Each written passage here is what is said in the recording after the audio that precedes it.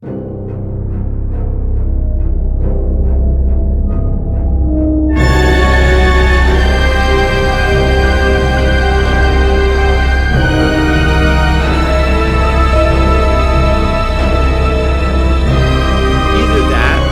I feel like his list nowadays would just include like 9 types of weeds, a couple strains of weed, and like an aspen tree or something. Welcome back to Privy. Privy is a podcast about bathrooms, recorded from my home bathroom. I'm your host, Hunter Hoover, and I love bathrooms. Welcome back, everyone, and welcome back to Spoopky season. We're really kind of rounding out Spoopky season this year, and for those who know, a little peek behind the Privycast curtain here. Don't look too close; you never know what you'll find. Oh, my peacock is shedding. I hate it when my peacock does that. This thing's anyway. A little peek behind the Privycast curtain. This is a second recording. The first recording will be lost to time because the technical difficulty goblin got a hold of it. And so, yes, we're gonna do our best to bring the same energy. Sometimes it's tough to bring the same energy when you're doing a re-record. I got to be honest about that. But it's spooky season. And, there's all sorts of spooky things out there, spooky stuff. The creepity skeletons. I got to be honest, I've kind of dropped the ball in a big way.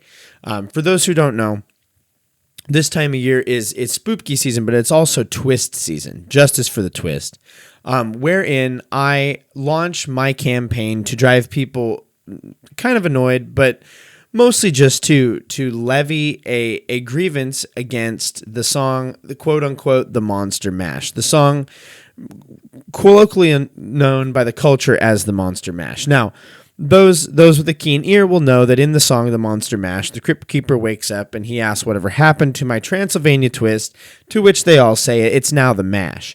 In other words, it was incorrectly renamed against the Crypt Keeper, the man who invented the dance, and the song thus named after the dance that it is purporting to be causing in the monsters.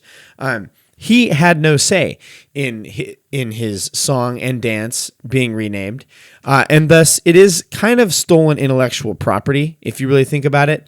And so, justice for the twist. It's the Transylvania twist. Make no mistake. Those who insist on calling it the Monster Mash, they are not only wrong, but they are spreading hate. So I know that's a thing that people fear nowadays. So there's that. But it's spooky season. And sometimes, spooky season, it finds us, and the spooky of the world can sometimes overlap with fun. There's like fun spooky. I'm thinking of the vampires, the goblins, the jack-o'-lanterns, the ghosts, the like. I would say your traditional Halloween monster group. I refuse to say MASH. But the traditional Halloween grouping is pretty fun. And they have spooky origins. There's some creepity crawlities in there. But in the past, for spooky season, we have really leaned into this kind of fun, spooky type. We've talked about the spooky world of bog bodies. That is, these bodies that were left for dead, for lack of a better way of saying it, in the bogs of Europe. We talked about the piss prophets and the magic that they perceived to be in our urine. Good stuff. Most recently, we have had a couple of rounds of toilet demons. We've looked at Bigfoot poop and the like. And sometimes these supernatural things, especially when we start talking about Bigfoots and toilet demons, sometimes those things can be somewhat spooky in and of themselves. And maybe you're one of these tough guys that's like, I ain't afraid of nothing. Casper? Yeah, right. The big green goopy gobbler guy from Ghostbusters? Yeah, right. I'm not scared of him. And we get it, tough guy. Like, it's fine. we are all impressed by your incredible acumen to resist being afraid of anything. But sometimes in this world, the scariest things are the ones that are real, but they are shrouded in enough myth and mystery to make us ponder, and they are also coupled with just the things that they'll do to our bodies that just kind of give us the creepity-jeebities. I guess that could be the case for Bigfoot. I've never really thought of that. I guess, there's these people that are like, I got to go out and track down Bigfoot. I need to find the guy. And that's not me. I have no desire to find Bigfoot. I'm moderately convinced that if a person finds Bigfoot, it won't be well for them. Think of it like this. When you're out and about, you don't actively, unless you're hunting for them, but like, whatever. But you don't, if there's a bear, you leave it alone. Same with the Bigfoots. Just leave them alone. But we have one such topic today of a spooky, dare I say, horrifying creature that is both shrouded in mystery, but also lends to this horrifying aspect of worry for our human bodies. As we introduce this, we, of course, have to go back and give a little bit of runway up to this week's episode.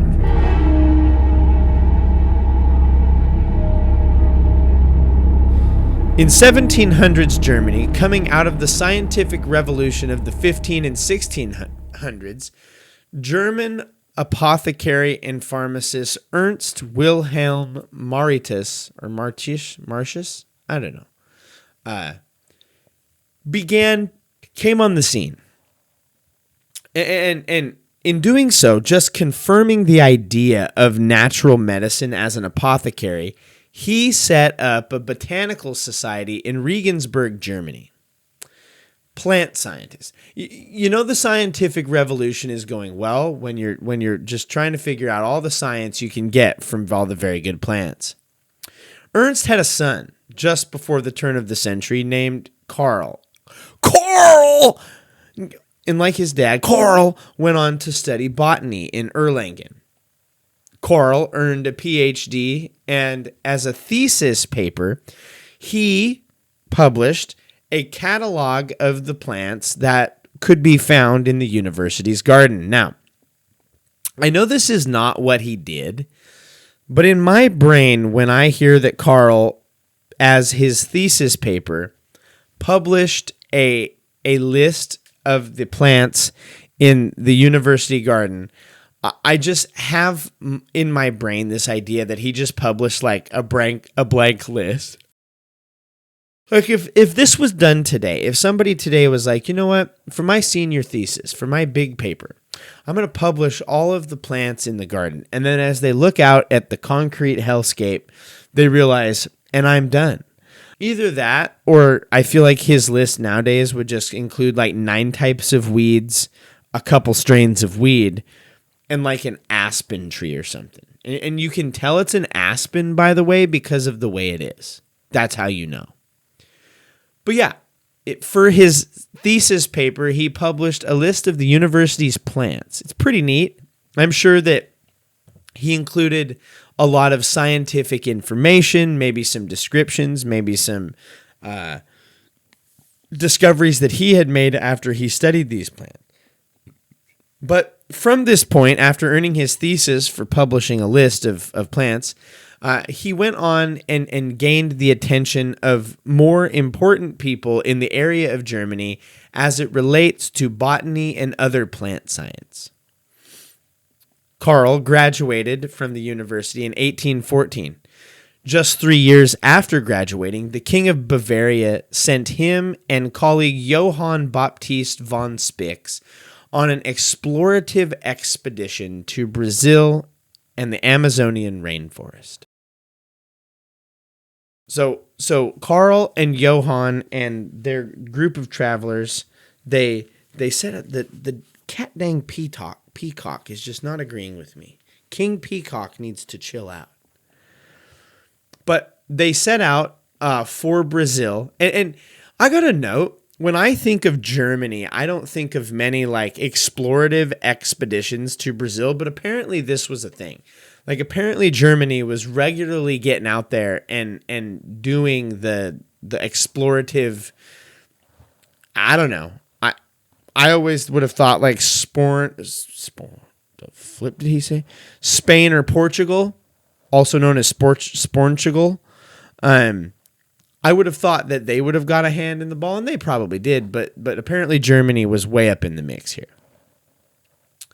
They began their expedition in Rio de Janeiro and traveled north to Tabatinga.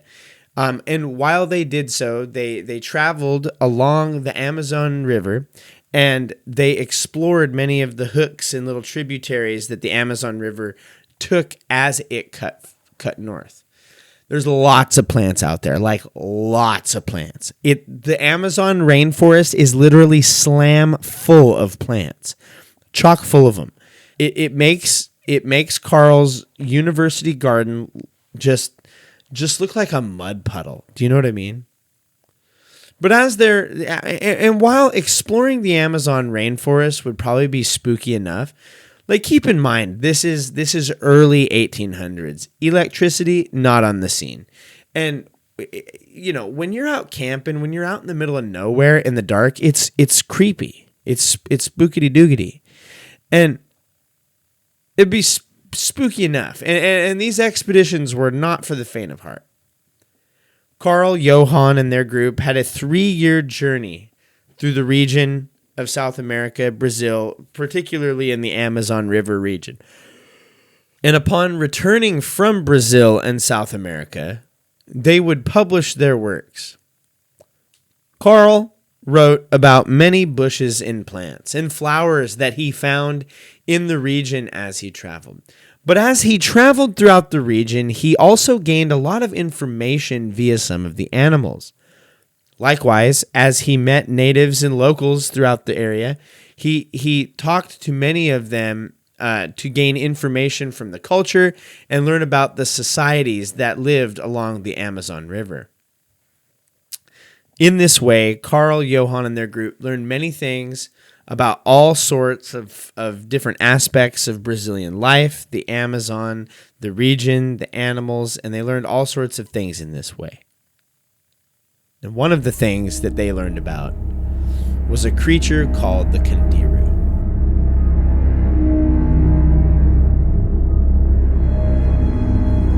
The Candiru, or the Canheiro, is known as the toothpick fish, or as the vampire fish. I know, pretty spooky stuff there, vampire fish. I can't do the vampire teeth very good. As the story goes, while Carl was traveling throughout the region, and the natives in the region were interacting with him and he was getting information, they told him the story about a fish that lives in the Amazon River, the vampire fish, the Candiru. I want you to imagine with me for a moment, if you will. You're living near the Amazon and you go swimming. You know, you get ready to go. You're probably not doing sunscreen in the early 1800s, but nowadays, you know, you're getting at least an SPF 50 on that. But you get your usual suspects. Swim trunks, check. Rubber hair thingy, check. Arm floaties, check and check. Ladies, you got to cover the lady bits top and bottom. Double check, triple check, one for each side. You know what I'm saying? And if you're really going to get serious, you know, you got your goggles and you got your little earplugs and maybe you got the little like nose thingies that you keep the water out of your nose. Check, check, and check. And then, right, just, you know, as you're finishing your preparation to go swim in the Amazon River, you just get like a string or a piece of vine or a small piece of leather and you just tie off your wiener. If cinching up your pee-pee hole isn't your flavor, or, ladies, if you are not endowed in such a way, you could also go the other method that Martius noted from the locals, that a number of protective coverings for the genitals of both men and women are implemented to protect them from the vampire fish that lurks beneath. We're protecting no-no zones, not necks, from these vampires. So keep in mind, this protection was probably pretty wild. Some writings that he had state things like leaves packed in bits of fern, but could also be as much as like coconuts cut in half used to cover the zone, if you will. Many of these are listed to be worn also to ward off the bites of piranhas, live in the Amazon. And here's the deal. A lot of times the Amazonian and the people of the region, they were not just going to the river for fun. They were not just going for a little afternoon swim. This was where they bathed. They likely gathered water from the area. It's more than just the swimming, if you will. Like the river is the bath. The river is the source of some of the water that we might use for use. I don't think the Amazon River is particularly clean, but I'm sure they had figured out boiling and other type things. As Carl and Johann, you know what? We're talking about rivers. It's time. It's time. We gotta keep things moist. Oh. Speaking of coconut, I gotta say, Polar Seltzer, if you're listening to this, I don't think you're listening to this, but if you are, I gotta say something. I got a bone to pick with you. My understanding is you have released a flavor that is described as like creamy coconut Polar Seltzer, and I can't find it anywhere. And I'm sure, listener, you're thinking, well, Hunter, why don't you just go on their website and buy it? You can't buy the seltzer from Polar's website. I've looked on Amazon. They don't carry the coconut flavor. And it would have been such a perfect pairing. Coconut nether covers, coconut Polar Seltzer. It was a match made in the Amazon. But today, alas, we have strawberry and watermelon Polar Seltzer. It's very good. It's new to me. But Polar, if you're listening, you gotta tell me how I can get a hold of this stuff. But the locals gave him details about this fish, stating that they encourage people not to pee in the river, and as a result, Martius, Meritus, I'm gonna butcher it. Carl took this recommendation to mean that the Candiru vampire fish is attracted to urine. So if you're in the Amazon River, don't pee, because it's going to attract this fish, and you don't want the vampire fish attracted to the part of your body that is expelling urine, generally speaking. Martius, it's impossible to know at this point, guessed that it was the odor of the urine that attracted the fish. And it makes you wonder, can fish smell? I mean, I guess they can. Like when you use power bait when you go fishing, that stuff reeks, and it says that it's so the fish can smell it. But it's a weird thing to think about, because like I can't smell underwater, but I guess fish can. What amazing creatures. But if I try to smell underwater, I'd suffocate. But this is the first time that concerns about this fish were documented. Carl and Johann returned from their expeditions. They published their works. And this was the first time that this fish was documented. Though it probably lives on, and stories and conversations of it for centuries amongst the Amazonian people and the people of Brazil. Carl and his expedition are the first time that it is written about and published for others to read. The second report about the Candiru, the vampire fish, is from a French scientist, Francis de Castelnau, in 1855. Francis de Castelnau states that an Uruguayan local noted the fish being attracted to urine, so we have that as a commonality. It's hard to tell, though, if Martius's comments about the urine are why others think it's attracted to pee, it's hard to tell. But he notes that it's attracted even if you are peeing into the river, not wiener submerged or pee lady bit submerged. And many of these other stories that begin to pop up about the vampire fish, the Condiru, are from various European and American scientists, and they're shared over the course of the next 150 to 200 years via published scientific works. And the thing that all of these accounts have in common about the Condiru is that this fish really loves urine, like big fan. Can't get enough of it. It's just constantly sniffing urine out in the water. Just really just huffing some urine and finding where it's at. And the trouble and the reason that this story now greets us here in Spoopy season is this.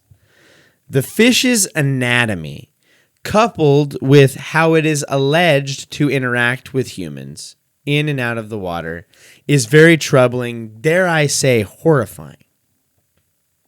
The Condiru can grow up to 15 inches long. It's about that long. Size doesn't matter, just saying. They're very thin. They're bigger than a pencil, but they're not. They're kind of a long, narrow, tube-ish shaped fish. And it is with the exception of their thickness is when they have fully feasted on the blood of another fish. Usually they trap them in their little gillies, like that, and that's how they extract the blood from these other fish. It's vampire fish, truly. Or, as is the case from our horrifying stories today, they extract the blood and discharge of blood from the wounds it inflicts on the human urethra.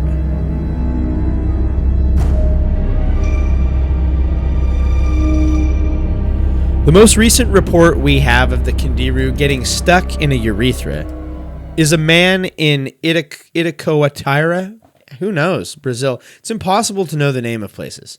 In 1997, this 23-year-old man named Silvio claimed that the Condiru, quote, jumped from the water and followed his stream of urine up to his pee-pee hole, where it entered and tried to get stuck in his urethra.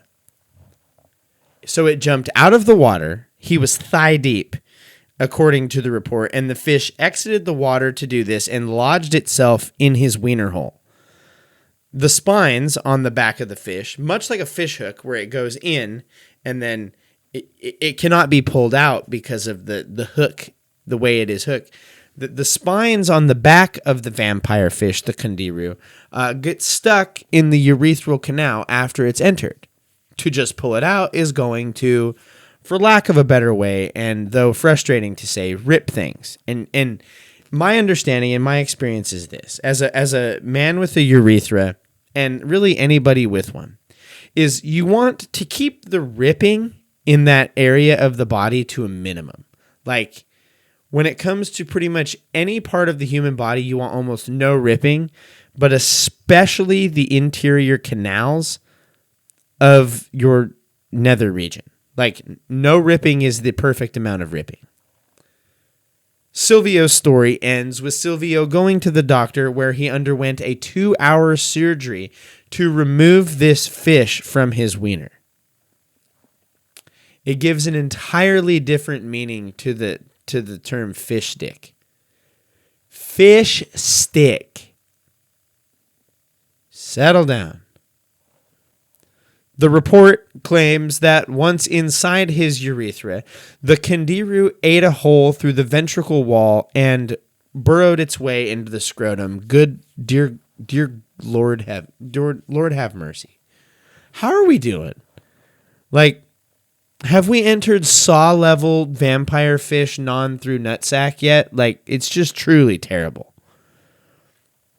It's now I should tell you that the shared account from all the explorers of the past related to this creature is that it loves the smell of urine and pee, but they are also told that this creature will, if you pee in the water, or if you just so happen to be unlucky enough, the Candiru will swim and try to get stuck in your wiener hole, or get lodged into your lady part pee-pee zone, or just generally try to extract blood from your nether region. Very bad. And these explorers, Carl, Johann, Francis, they come back and they report talking to doctors and the people in the area where this is said to have happened. And there were reports of doctors having to cut, dear God, to cut the fish out, or in the worst cases, full surgery. I don't know what that means. To me, like if full surgery is not cutting the fish out of your body, does that just mean they just Ken doll you and cut the losses? I don't know. It seems bad. We can all agree this seems bad. And if I was going to go swimming in a river where this was even a possibility, like, it's spooky. It's concerning. This is horror movie, Saw level torture stuff. Maybe the next time on Saw, he just needs to put them in a box full of Candiru fishes and see if they try to orifice them. You know what I'm saying? It's the fish that burrows its way into your pee-pee tube. You and your friends are going swimming, and they're in the water and they shout, "I have to pee," and the legend of the Candiru gets told.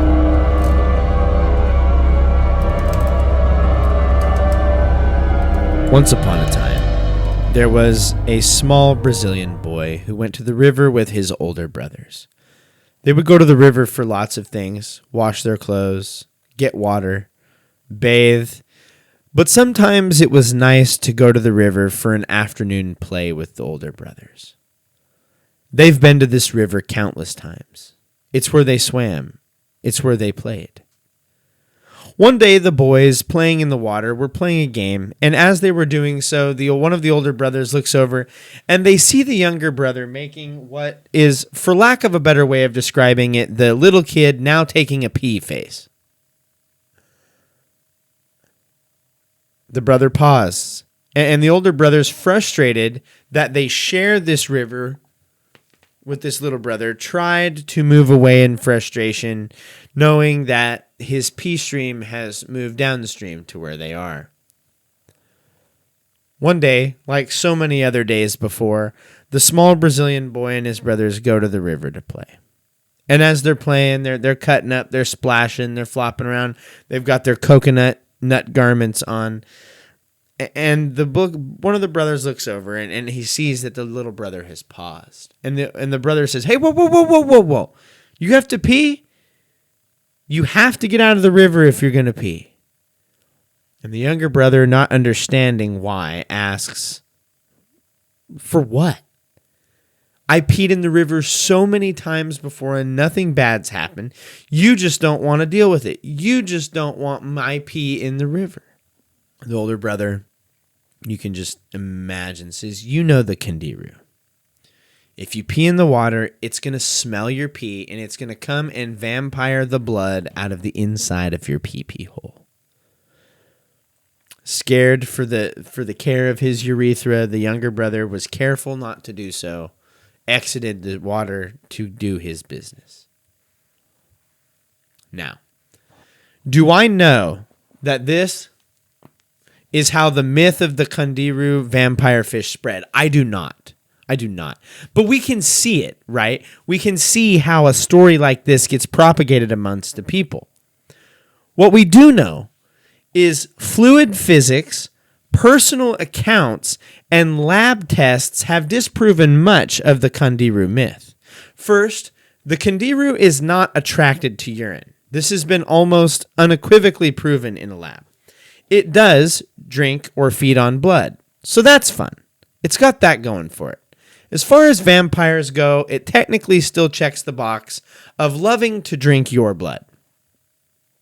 Second, as much as we might want it to try, a fish cannot swim up a pee stream. It's not going to happen. Fluid physics will not allow the fish to do so. Third, The diameter of the Candiru is so significantly greater than the diameter of a pee-pee hole that for the Candiru to swim into and enter that urethral canal via that hole, it would need to open it in order to do so. Now, I will note that this could be possible for the lady parts, but still seems unlikely. Fourth, every story we have of the vampire fish vampiring a person in this very bad way is secondhand.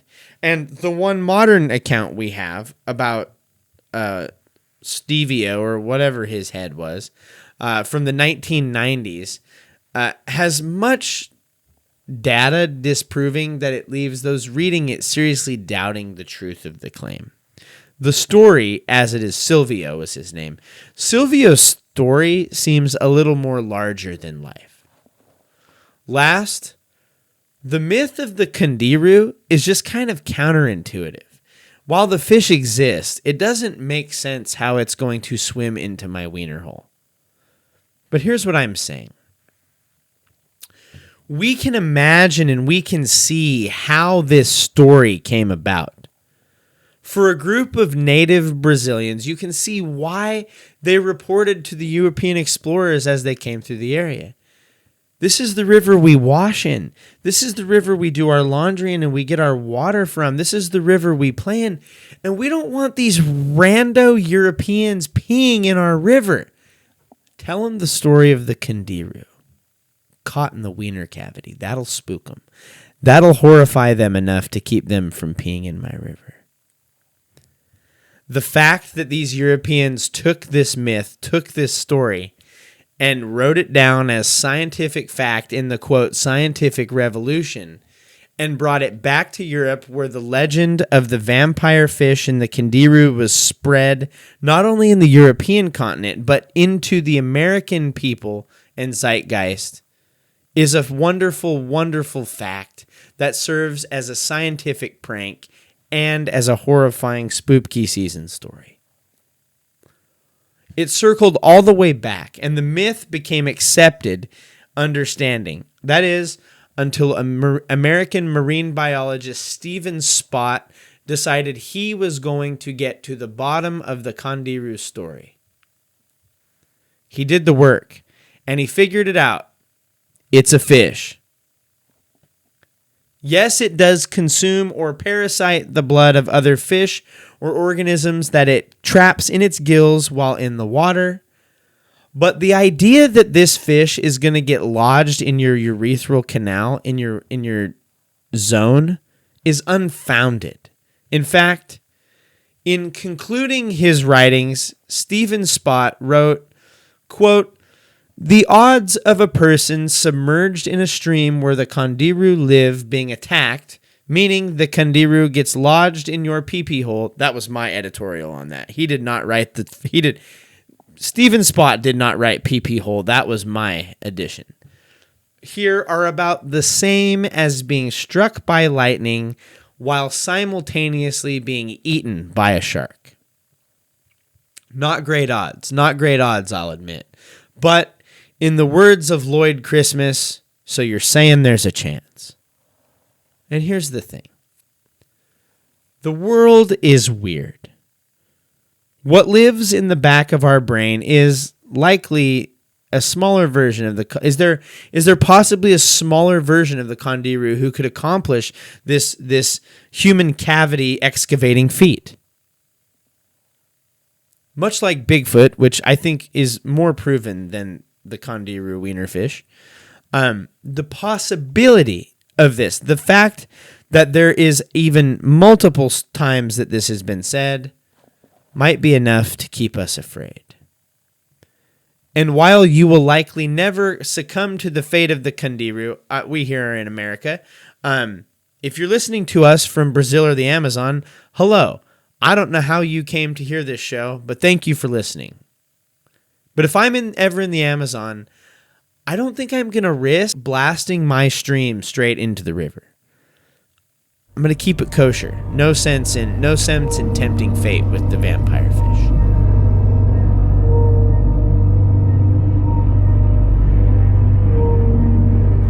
This brings us to the end of another episode of Privy and the end of another spooky season here on the podcast. We hope you enjoyed. I want to note, I believe my sister-in-law is guilty of pulling a full kandiru fish, kids peeing in the bottom of the shower, and telling them that it comes out the top move on her children. So, we're all guilty of many things. We would love for you to leave the show a rating and review. The 5-star options are preferred.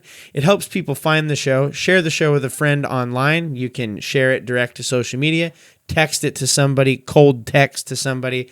But for every rating and review you leave us on Apple Podcasts and Spotify Podcasts, we will donate $1 to Wounded Warriors and Living Water International as a reminder to keep pooping in the free world. That free world was not always free, and there are parts of this world that are perhaps less free and definitely have less access to clean water. Cleaner water for all, a freer world for all. So leave us a rating and review. We'll get those things out there. We have a shop. It's a limited release sticker shop. If you go to the website, privy-cast.com, at the top there's a shop thing, and there's a few run stickers. I am working on a better store, but for now, this is how we're going to attempt and see what interest exists. Follow us on social media at Privycast. You can follow Randy Bowles if you dare at Randy Bowles. You can follow me, Hunter. I'm at Owlet7. Send us an email, privycast@gmail.com. We'd love to hear from you. Episode suggestions, comments, concerns if you want to be on the show. If you have a podcast of your own and you want to do like an episode swap, I'd love to talk to you about those things. privycast@gmail.com. Hit us up. This brings us to the end of another episode of Privy. Thanks to Kevin and Poddington and all the other people for our Halloween music, our intro and outro music, and all our segment music this week. You can find their information down below. This brings us to the end of another episode of Privy. Thank you for listening. Keep pooping in this free world. Own your stank. Avoid the kandiru fish. Don't let him vampire you. And now, as always, don't forget to flush.